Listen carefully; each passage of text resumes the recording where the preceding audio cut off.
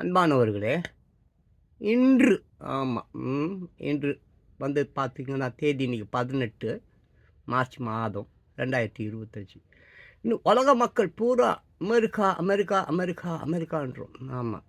ஏன் Donald John Trump கூட I will make America great again அப்படின்னு சொல்றார்.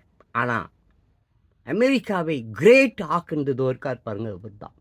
இப்போ இல்லை, 1706 முற்பகுதி. இவர் இல்லைன்னா, பெஞ்சமின் ஃப்ராங்க்லின் இல்லைன்னா அமெரிக்காவே இல்லை.